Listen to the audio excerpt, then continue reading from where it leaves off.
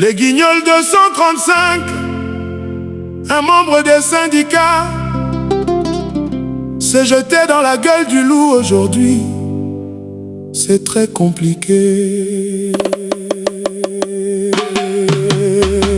Il ne faut pas épouser une mère célibataire, car un homme a été créé pour fonder une famille et non pour rejoindre une famille, disait un syndicat maladroit.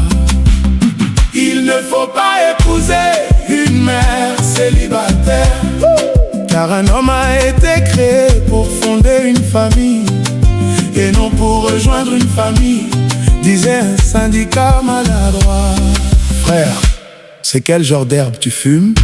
Champion, ça seulement le syndicat n'est pas derrière toi. Lisons ensemble les commentaires des femmes touchées par cette attaque musclée. Comprenez-le. Si on vérifie bien sa généalogie, il serait sortir dans une famille polygame, je suis certaine. Venant de quelqu'un que même sa maman fut 3 fois mère célibataire avant de rencontrer son père.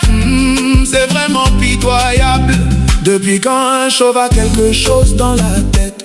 0 cheveux, 0 intelligence, comprenez ainsi. Toi seul tu es vilain, tu tiens des vilains propos.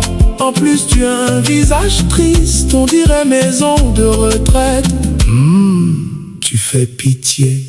Quelqu'un qui a un visage, on dirait enterrement, avec sa nuque comme les fesses d'un vieux gorille. Comment voulez-vous qu'il raisonne bien?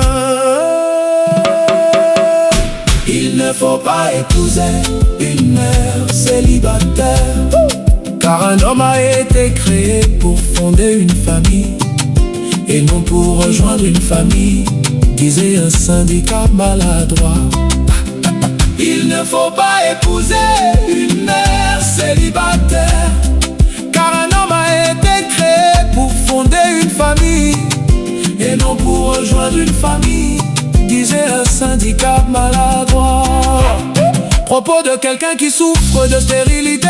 Quand on voit, on sait qu'il aille en brousse. Il faut noter qu'un homme chauve ne connaît rien en amour. Je vous assure, je sais de quoi je parle.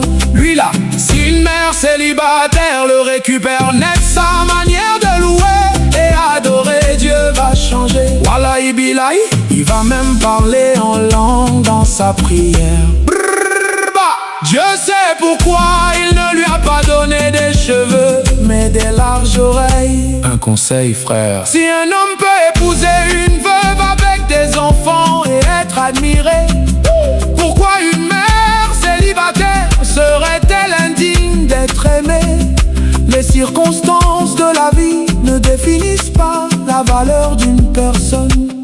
Les vrais hommes ne fuient pas les responsabilités lorsqu'ils choisissent librement d'aimer. Ils regardent le cœur, les valeurs, le respect et le projet de vie. Ce n'est pas le passé qui fait un foyer, c'est l'engagement. On ne rejoint pas une famille, on choisit d'en bâtir une, même si certains chapitres ont commencé avant nous. Sache que le goût et la couleur ne se discutent pas. Chères mesdames, une faute avouée et pardonnée. Prenez son pardon au nom des syndicats, s'il vous plaît.